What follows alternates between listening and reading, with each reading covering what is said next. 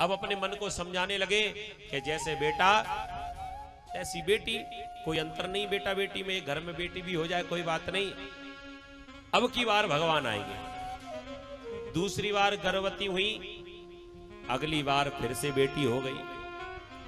अब फिर मन को समझाया जैसी एक तैसी दो, अब भगवान आएंगे, तीसरी बार फिर बेटी हो गई। अब तो कन्याओं की लाइन लग गई जी, चौथी कन्या, 5, 6, 7, 8, 9 कन्याएं हो गई। अब तो मन में दुखी हो गए। भगवान ने खुद कहा था कि मैं बेटा बनकर आऊंगा, लेकिन हमें लगता है कि भगवान भूल तो नहीं गए। खुद तो आए नहीं, मैं तो ये सोच रहा था कि भगवान घर में आ जाएंगे, दर्शन करूंगा और अपने भजन करने के लिए जंगल में चला जाऊंगा, लेकिन भगवान तो आए नहीं, उल्टा ये 9 जिम्मेदारियां मेरे घर में और भेज दी। भगवान को याद किया, प्रभु अब कितना समय और लगेगा। अब की बार मैया देवहूति गर्भवती हुई तो 10वीं संतान के रूप में स्वयं भगवान कपिल देव का रूप लेकर इनके यहाँ पर प्रकट हो गए। बोलिए कपिल देव भगवान की जय हो। भगवान का कपिल अवतार हुआ किनके यहाँ? महाराज करदम ऋषि के यहाँ मैया देवहूति से प्रकट हुए। सभी देवता प्रसन्न हो गए, दर्शन करने के लिए आए। ब्रह्मा जी भी आए, ब्रह्मा जी इनके साथ में इनके पुत्र भी आए। जैसे ही देखा इनके यहां पर कन्याएं बहुत हैं और ब्रह्मा जी हमेशा यही सोच विचार कर चलते हैं कि हमारे बेटों के विवाह हो जाए। हमारे घर में जब बेटा बेटी का विवाह होता ना तो और देवताओं को तो प्रसन्नता होती है, लेकिन ब्रह्मा जी को सबसे ज्यादा होती है, क्योंकि विवाह होगा, घर में बालक बालिका होंगे, सृष्टि का सृजन होगा और ब्रह्मा जी का यही सेक्टर है, संसार आगे बढ़े। सो ब्रह्मा जी अपने संग में अपने बेटों को लेकर घूमते, कहीं भी कन्या मिल जाए तुरंत विवाह करा देंगे। आज अपने पुत्रों को लेकर आए तो घर में कन्याएं दिखाई पड़ी, तुरंत मन में विचार आ गया कि क्यों ना इन कन्याओं का विवाह अपने बेटों के साथ तय हो जाए। करदम जी से कहा, दरवाजे पर महात्मा आए हैं और संत ब्राह्मण दरवाजे पर आ जाएं, गुरु जी दरवाजे पर आ जाएं, ये कभी भी खाली हाथ नहीं जाना चाहिए, इनको भेंट जरूर करो जो बने। तो इनके भेंट की व्यवस्था आपने को सोची है। करदम जी को समझ में नहीं आया, क्या करूं, मेरे पास कोई खजाना नहीं, धन दौलत नहीं, क्या करूंगा। ब्रह्मा जी ने कान में मंत्र दे दिया, सुनो तुम्हारे यहाँ बेटियां बहुत सारी दिखाई पड़ रही हैं और हमारे संग में बेटे बहुत हैं। एक एक कन्या का दान एक एक महात्मा को कर दो, उनकी भेंट की भी व्यवस्था हो जाएगी और तुम्हारी जिम्मेदारी से भी निवृत्ति हो जाएगी, कन्याओं को उनका घर वर मिल जाएगा।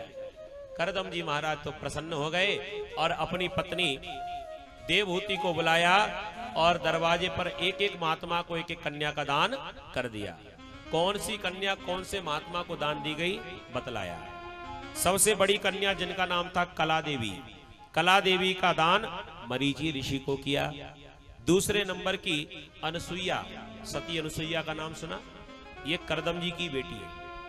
अनसुईया का दान अत्रि ऋषि को किया गया। तीसरे नंबर की अरुंधति, अरुंधति का दान वशिष्ठ जी को किया गया। चौथे नंबर की श्रद्धा, श्रद्धा का दान अंगिरा ऋषि को किया गया। हविर्भु नाम की कन्या का दान पुलस्त्य जी को किया गया। गति नाम की कन्या का दान पुलह जी को किया गया।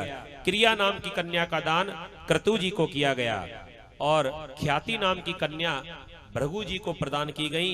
और सबसे छोटी कन्या जिनका नाम था शांति, शांति का दान अथर्वण ऋषि को किया गया।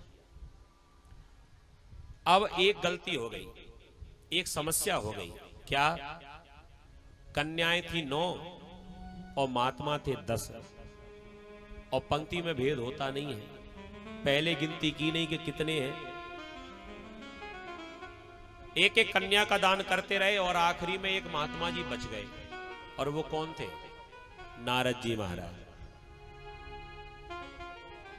अब 9 कन्याओं का दान हो गया, देखा कि 9 की 9 तो दान कर दी, अब महात्मा तो 10 बैठे हैं, अब इनके लिए कन्या कहां से आए? सो हाथ जोड़कर खड़े हो गए।